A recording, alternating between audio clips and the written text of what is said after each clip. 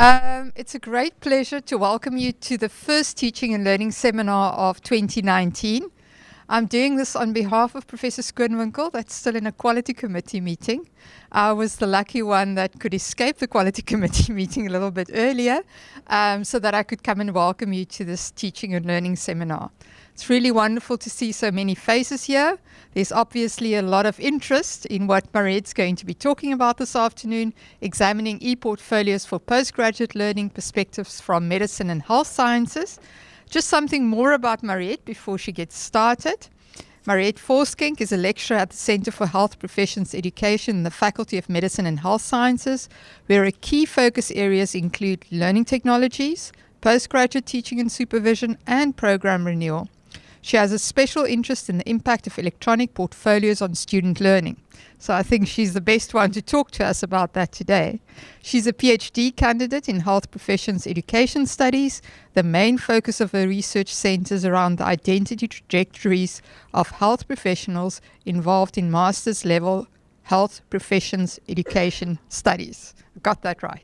Okay, so thanks so much, Mariëtte. Just before you get started, I've got a little yellow paper here to say, please remember to sign the register and please remember to complete the feedback forms at the end. So we look forward to your presentation. Thanks, Mariëtte. Thank you very much, and thank you for the opportunity to be here. So today I would like to focus on e-portfolios as learning. And in doing that, I will discuss how the various facets of the e-portfolio learning process impact on the learning and identity trajectories of postgraduate students in a selected master's program in health professions education. I will also share some of the challenges, pitfalls and lessons learned during the use of the e-portfolio, as well as some student experiences. And throughout the presentation, I will demonstrate how all of this plays out on the Mahara e-portfolio platform on SUNLearn. So just to provide a little bit of background and context, the MPhil in Health Professions Education program was first introduced by the Center for Health Professions Education at the Faculty of Medicine and Health Sciences as a master's program in health sciences education. This program is one of only 4 such programs in sub-Saharan Africa, of which 3 are in South Africa. The program is offered either as a master's by dissertation or as a structured master's, which is offered in a hybrid block mode with compulsory contact sessions at the beginning of each of the 2 years, and then the rest of the learning is facilitated in an online environment. This is by far the most popular option for students. The program also recruits from a diverse postgraduate student body from across the globe. We've had students from as far as Malaysia, Pakistan, Mauritius, and the United States of America, but we also see a lot of students from sub-Saharan Africa as well as locally. Various health sciences disciplines are represented from medicine, nursing, physiotherapy, occupational therapy, pharmacology, dentistry, paramedic sciences, the basic sciences, to name a few. So you can see it's quite a diverse group of students that we deal with. They have varying educational backgrounds in terms of educational qualifications prior to the master's program, as well as teaching experience. And then also we have a lot of people that still stand quite firmly with their feet in clinical practice, where they have patient care responsibilities on top of academic responsibilities. So our students not only face the challenges of postgraduate studies in general, which also speaks to the fact that one has to balance your studies with work and family life, but health professionals who engage in master's level studies in health professions education also embark on a dual career track. And that requires them often to make significant epistemological and ontological shifts from a more positivistic paradigm to a social sciences paradigm, where how we think about knowledge and how our worldview of knowledge is constructed is very different. Many of them have PhDs in their disciplines, so they move from being an expert in their discipline to being a novice in health professions education. And given the fact that identity and competence are quite interlinked, we often see that there's some form of identity dissonance. And this is so well described by a quote from a professor in psychiatry who at the end reflected back over the program, and he said, sorry, I have to put my glasses on. The last few months moving into the world of health professions education, so it's a different world for him.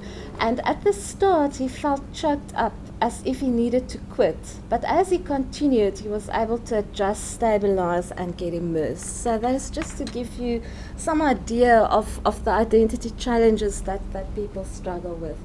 So, Socio-cultural learning theory offers a very valuable theoretical lens through which to view the journeys of our students, and nested within that are the notions of communities of practice and boundary crossing, which speaks to how students have to make shifts in order to start belonging to this new community of practice. So Wenger describes 3 modes of belonging that enables the transition and multiple membership of multiple communities.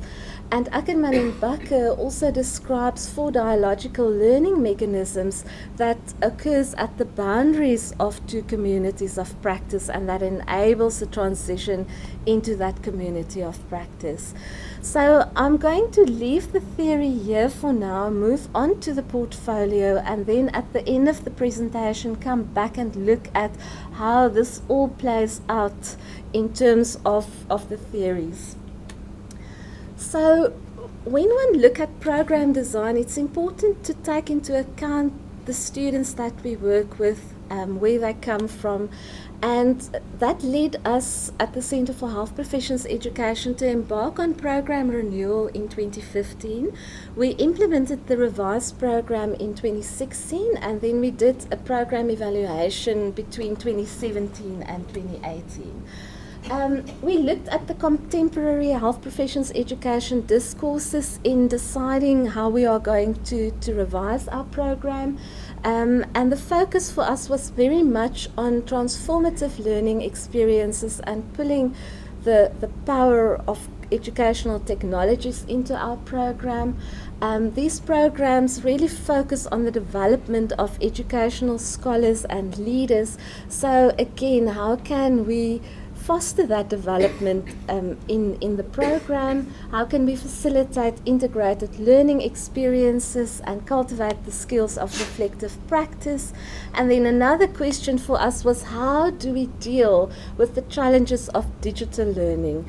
The students have to learn across the boundaries of physical borders, cultural borders, disciplinary borders, geographical borders. So how do we create spaces for critical engagement and dialogue to facilitate this learning and the identity trajectories?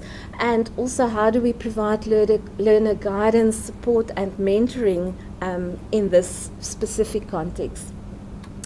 And our director at the centre, and at that stage the program coordinator, then came up with this idea of an electronic portfolio, which was actually quite a catalyst for us in the end. So we decided to make use of the SUNLearn platform, and we used the Mahara e-portfolio that's hosted on SUNLearn. We developed a longitudinal module that spans across the 2 years of the program.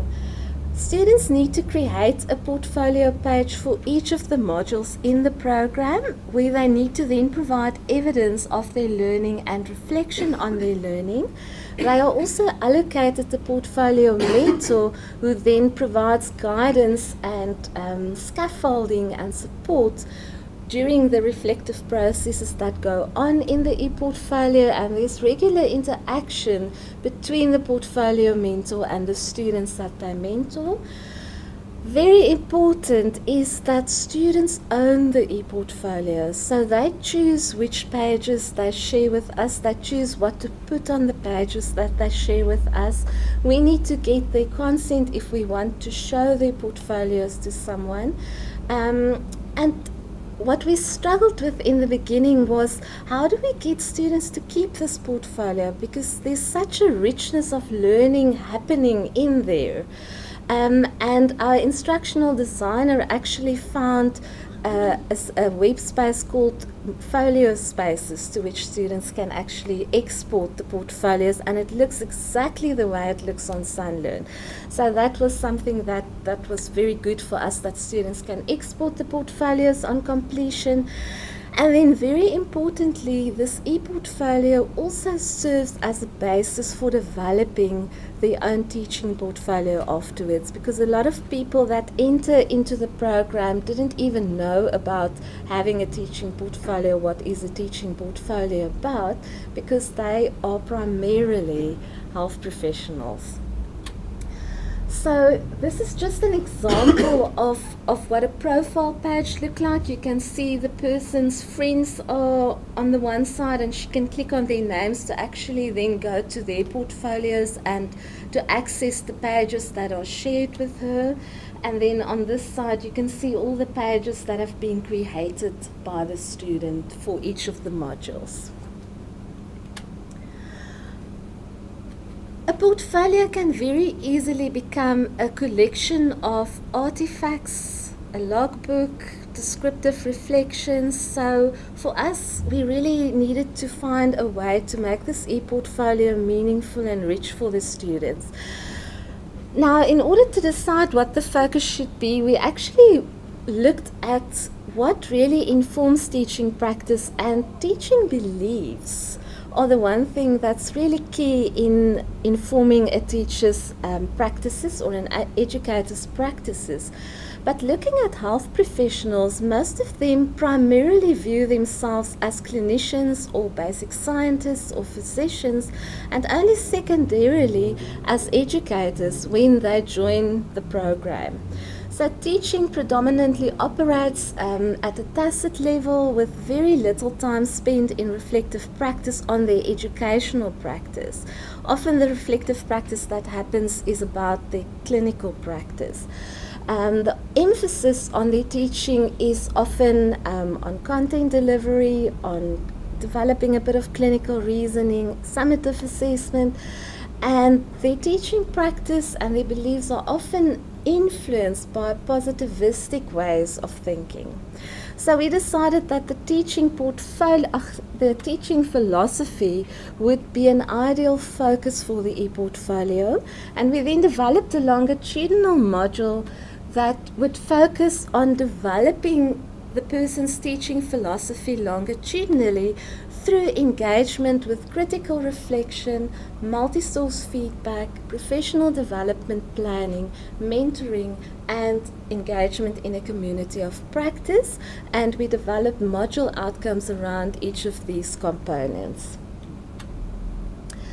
So we start off with a teaching philosophy statement at the first contact week of the first year, and often it really throws people because they don't know what a teaching philosophy is. They think they don't have a teaching philosophy, and what's been very valuable for us is to actually let them draw a teaching metaphor of how they see teaching, and then show it to the other colleagues in the class, and then take it to the e-portfolio where they can start working with it.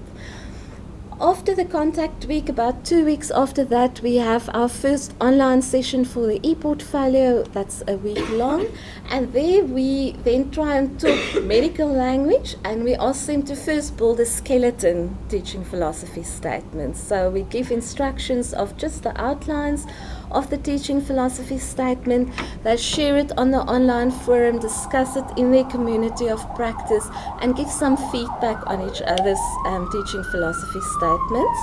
And then after that, they compose the first narrative teaching philosophy statement, which goes into the e-portfolio, and the conversations with the e-portfolio mentor starts in guiding them how to take this further. So here you can see just a few examples of teaching metaphors that's then also been drawn into the e-portfolio pages that's been created. Here you can see the sense making, so there's a TPS skeleton, just briefly put out, reflection on my teaching metaphor, right at the bottom. Yeah, you can also see how they've got to take one for their teaching philosophy, but then as they continue, they start to really engage with what are my beliefs, how does it influence my practice, how do I think about student learning and assessment. And this was an anatomist. You can see she brought an anatomist quote in as well. But again, every person uses different ways of making sense on the e-portfolio, and that is so nice because you can actually, they can use different types of media to move through this process. So once that has happened, the student need to regularly engage with their teaching philosophy statement across all of the modules. So at the end of each module, they need to revisit their teaching philosophy statement, and they need to then reflect on how did what they've learned in that specific module impacted on their teaching philosophy. Did it align with it? Did it challenge it? Did it lead to perspective transformation? And what does that mean for their practice as a health professions educator?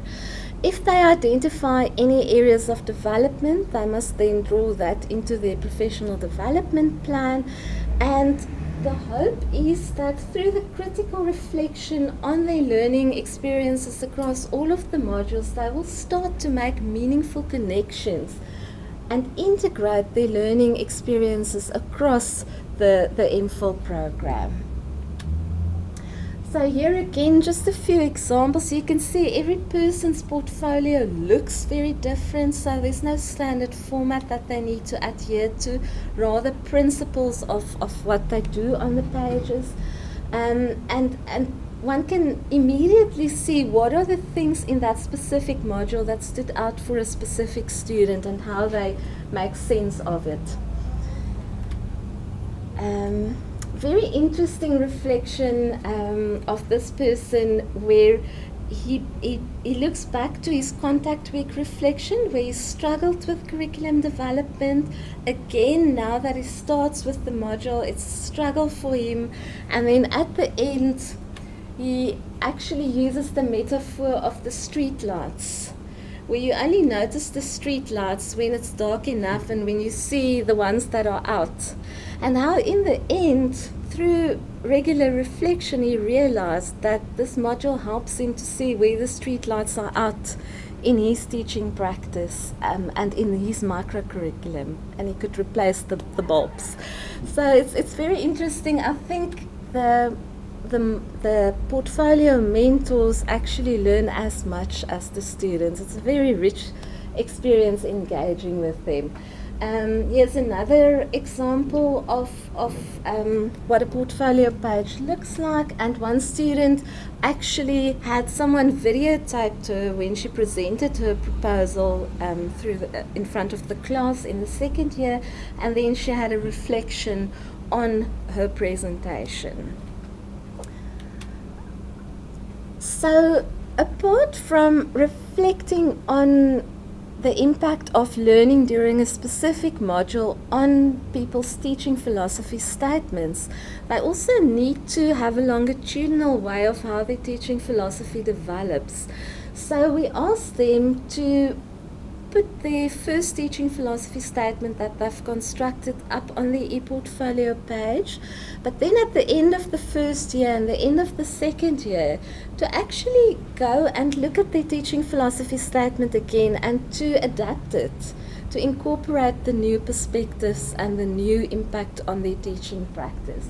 And the student actually put it out quite nicely in her portfolio. And here's just another example of someone starting with the first teaching metaphor, the first teaching philosophy statement, the second one, the last one, and a final reflection. So one can see how they actually, through engagement with reflection and with this process in the e-portfolio, they can actually track their trajectories.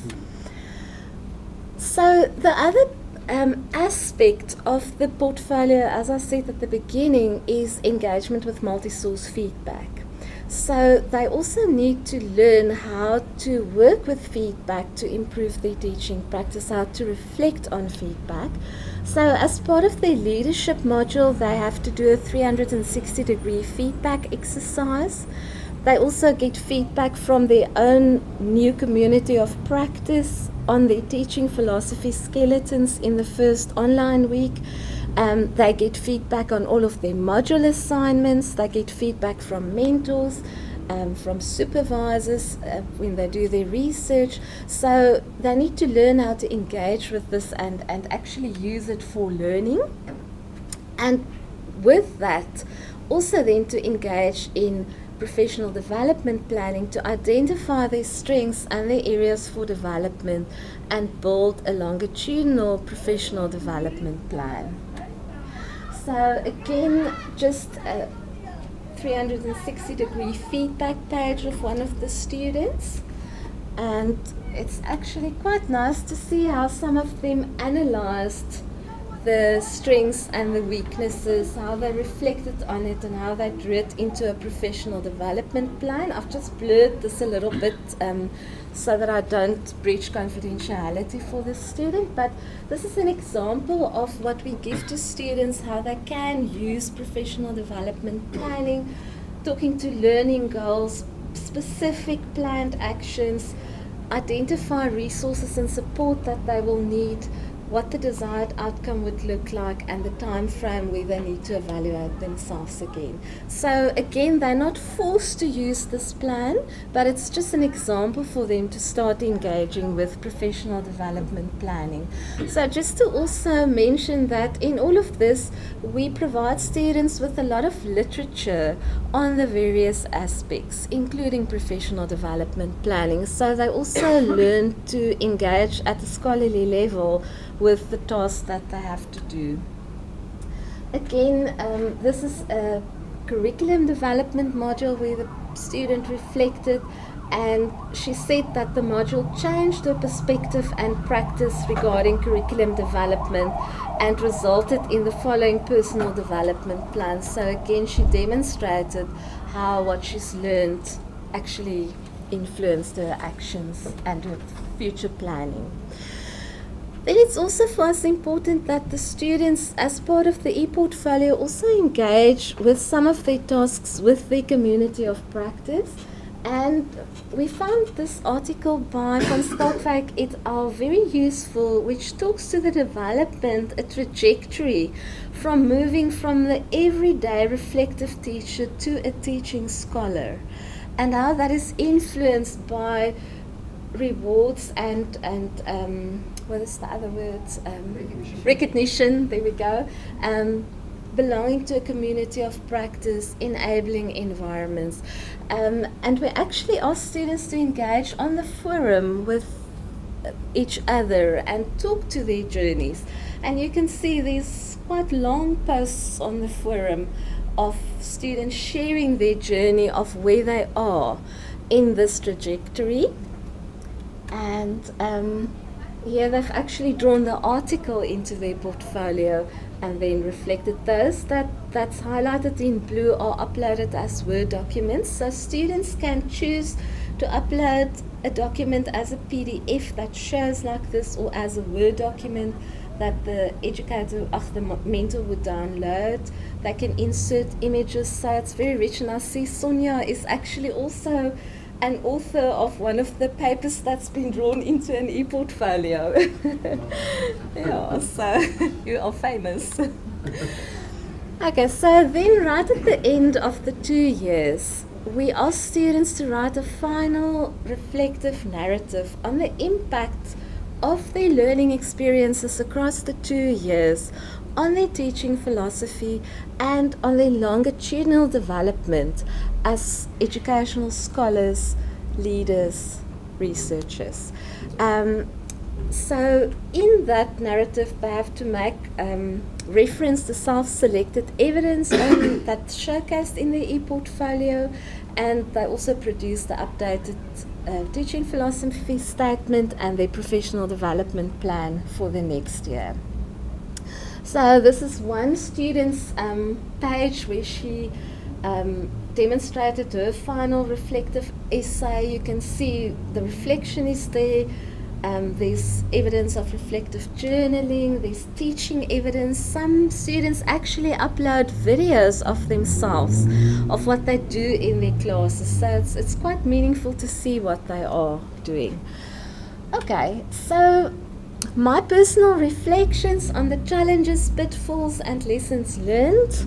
I think very important is to keep in mind that just because our students are postgraduate students, they will not automatically know how to reflect.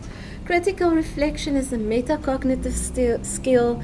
It really needs guidance, practice, scaffolding to develop.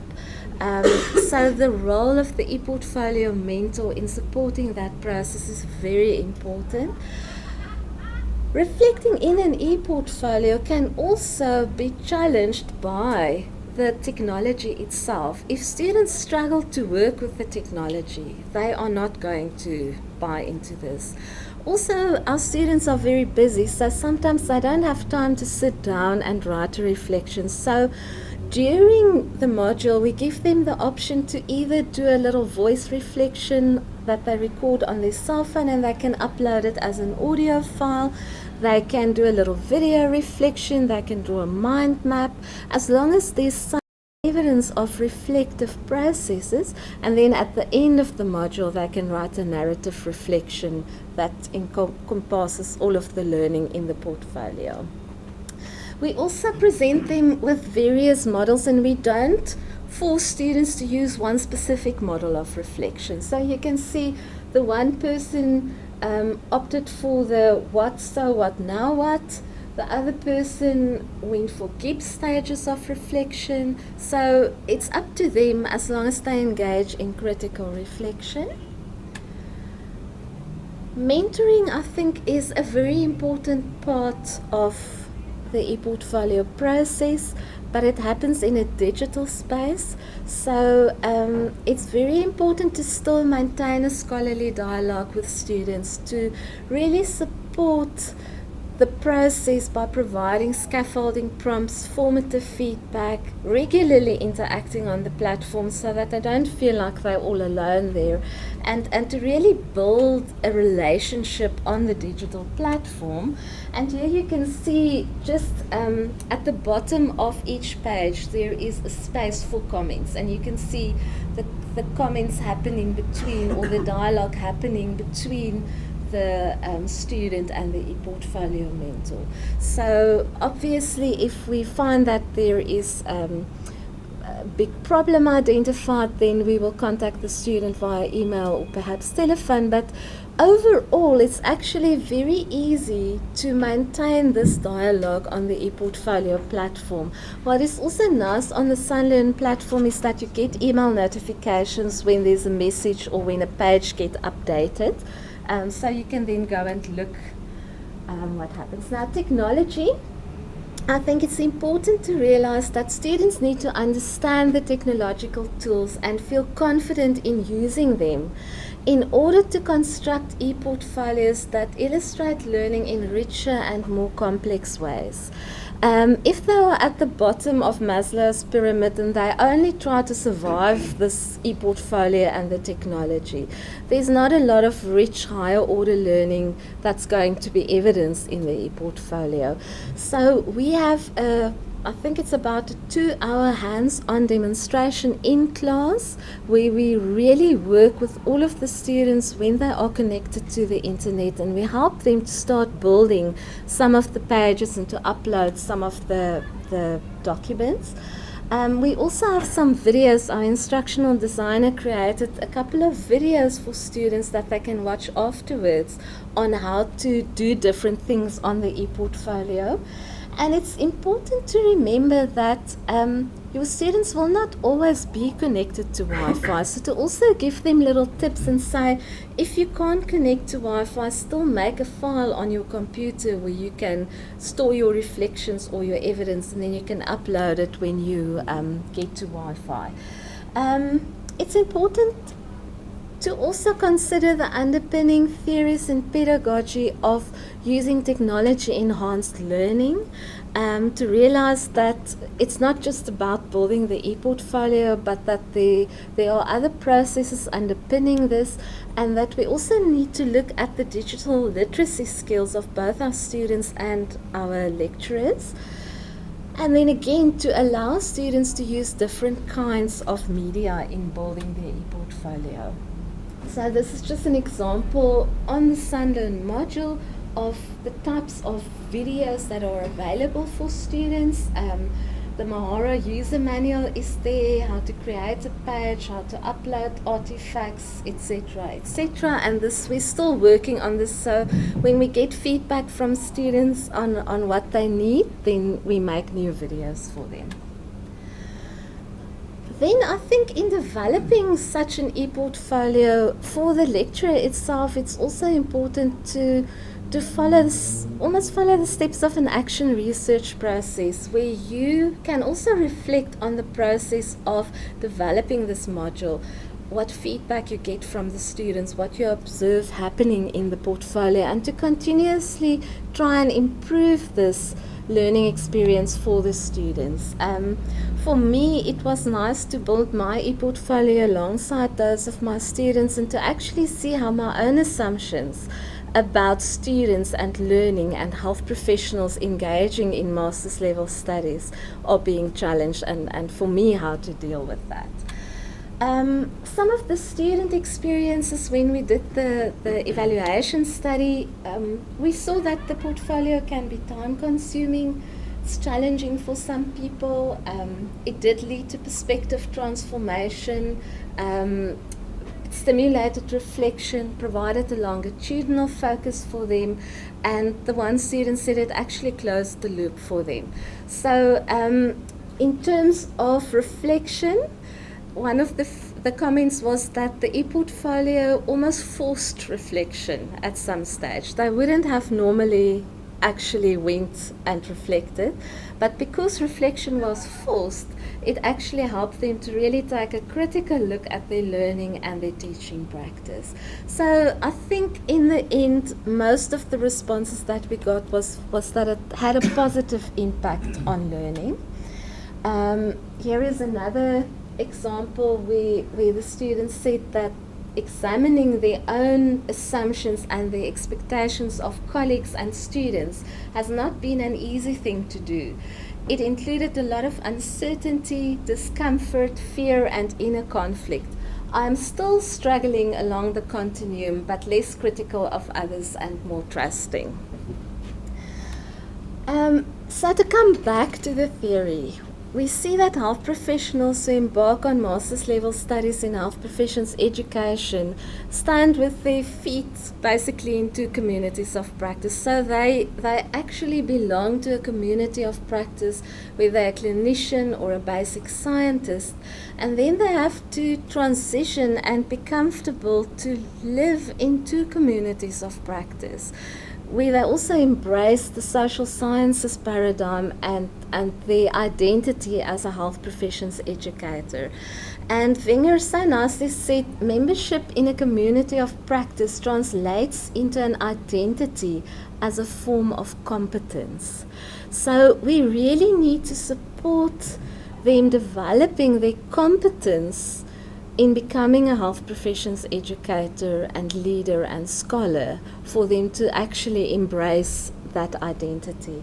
And that is where working with the e-portfolio actually helps them to engage in the three modes of belonging and to embark on the 4 dialogical learning mechanisms to actually cross the boundaries and to realize that they can belong to both communities of practice.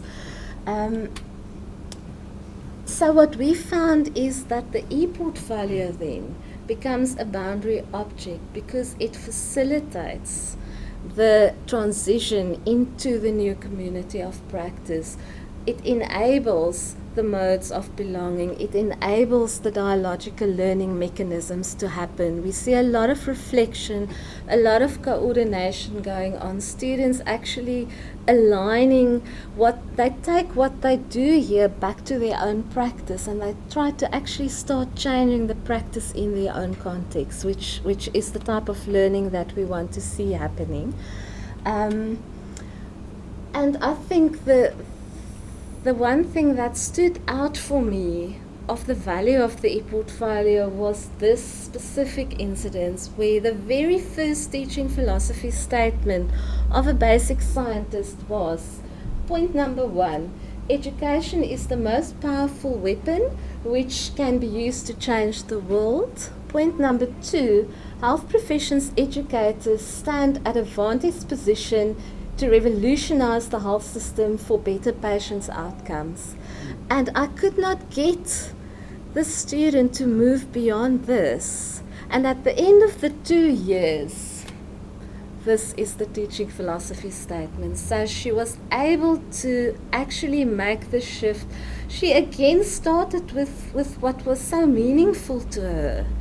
But she was able then to move to actually looking at what is her teaching metaphor and to start looking at her beliefs. I believe that knowledge starts as a concept that would gradually evolve in a body of knowledge, constructivism theory. So it was just amazing to see the shift from those 2 positivistic little sentences to a statement of beliefs and the impact on practice.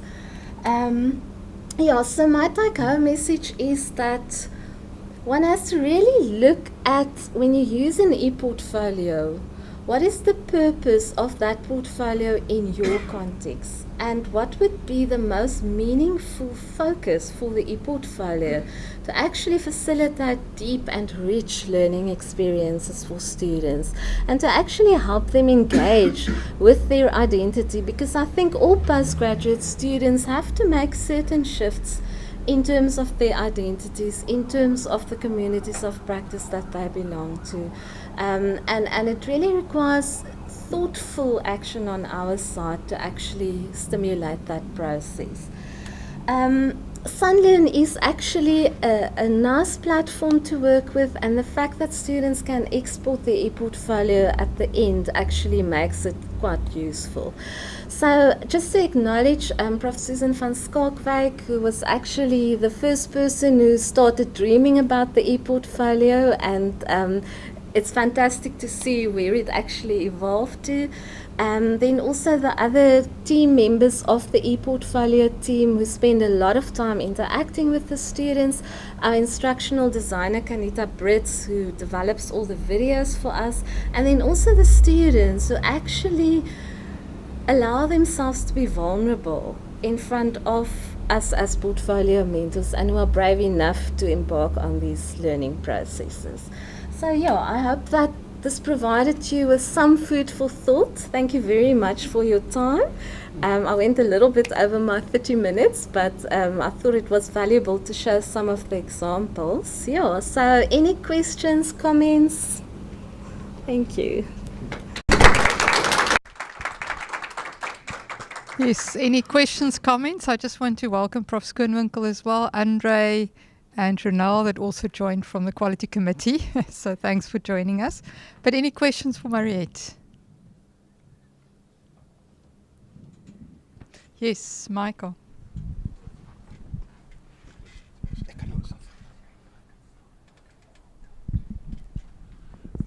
Hi Hi, Mariëtte. I think you kind of answered my questions almost. I heard you had a whole task team that assists with this.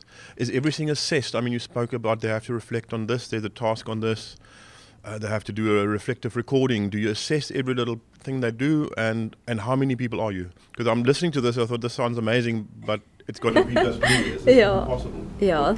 Thank you very much for that question. We are 3 people in the ePortfolio team, so it's not a big team.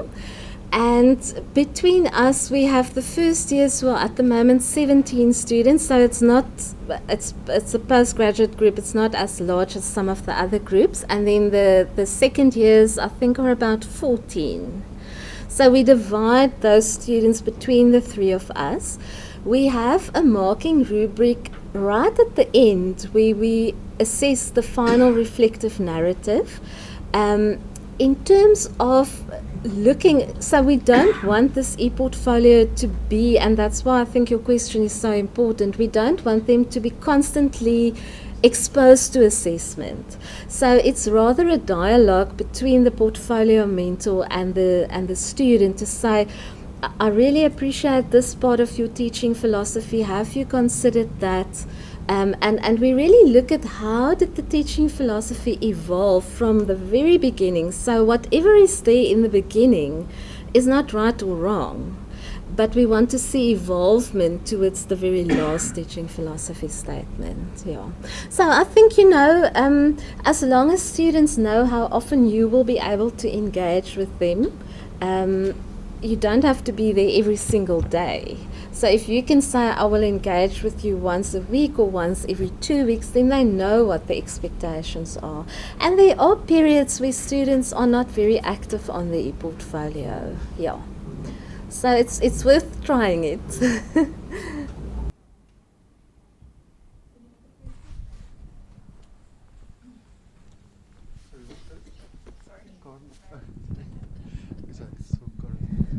Thank you. That was really is it on? That was really interesting. I really enjoyed it. I just wondered, how long did it take? I'm not sure how long the course is. I presume 2 years. How long do you think it took before you felt the whole class of 17 students were actually comfortable and working well with the technology and with the platform? What's the lead-in period there? It actually evolved over the couple of years that we have been using the ePortfolio. So as we go along, we learned that actually spending a lot of time during the contact week on how to do things on the ePortfolio helps the students. So initially we did some demonstration, and some students took very long to actually become comfortable with the process. But the more hands-on we become at the beginning, and the more we support them with videos, the easier it becomes. So this year is the first year where all of our students already now have all of their pages created, even though they aren't doing the modules yet. The very first year. So it's a process, and you have to really look at what are the things that will make the students comfortable. And if they have questions on the online forum on how do I do this or how do I do that, then we just do a quick screen recording and we talk and we show them and we post it on the forum. So that is also the nice thing of using the technology. You can post that demonstration to them as well. Thank you. Thank you very much, Mariëtte. That was very interesting. I would just like to ask you, you provide the students with a lot of sources about critical reflection, which is great, but it is very difficult to help someone to move beyond description into critical reflection. How do you actually get them to make that crossover? Thank you for that question. I think it's a real challenge for us at times. And the way we do that is to actually engage with them when they post a reflection. And we see that this is quite descriptive. Then we will challenge them and say to them, You've described this really well. So in moving to the next level of reflection, have you considered this or this? How would you explain this at a deeper level?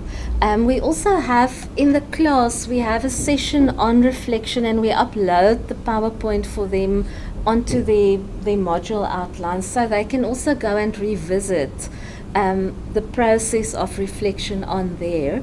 But that really requires engagement with the student and challenging them to move to a different level. Yeah. So thank you. Yes, I don't have a question, but I just think it's important because Mariëtte completely undersells herself. This was a huge amount of work to get this up and running.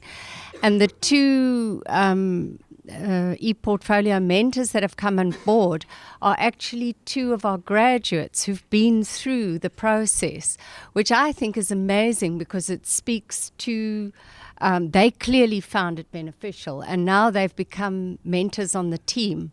So I think, Michael, just to come back to your question, the critical thing that we see is that engagement.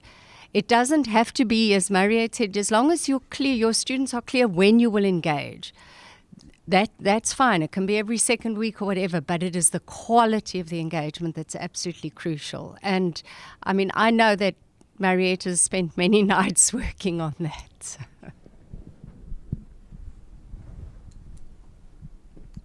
Okay, I think it also begs the question then, Mariëtte, will you be willing to share some of those resources with the rest of the group, especially those screen grabs and those types of things where it's more generic?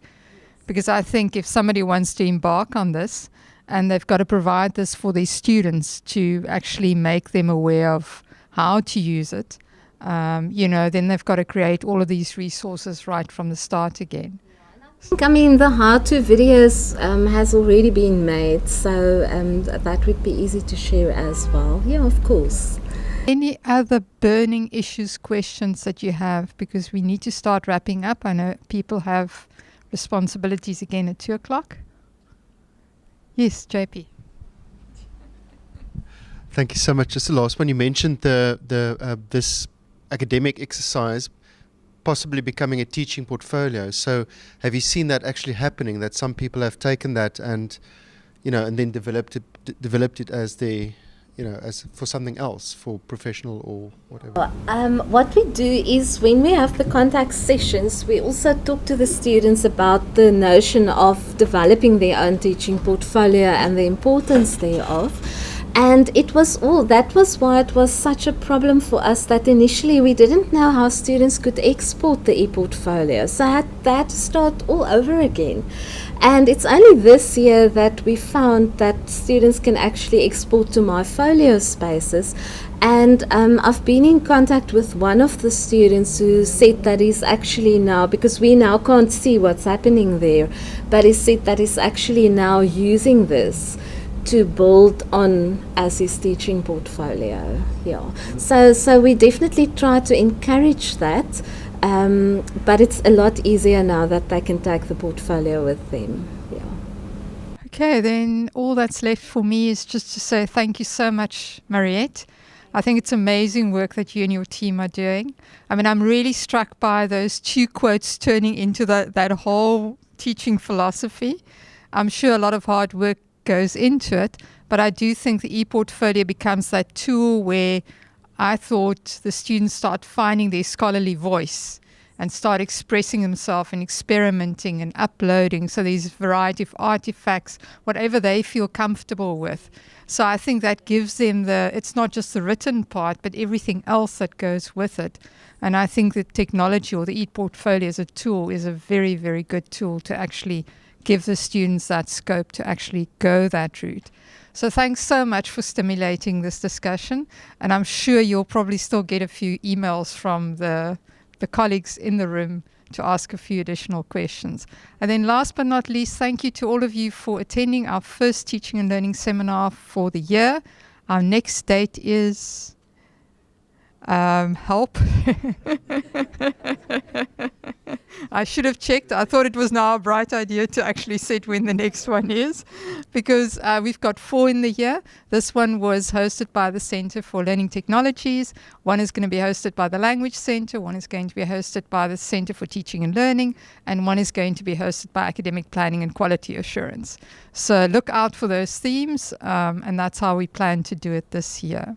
And if JP can't find it, look out for it on the media next term. It'll be next, sorry? Oh, thank you, Auntie. I knew. I should have. First week of May. Thank you so much. So look out for that one, and we hope to see all of you here again. Thanks so much. Thanks.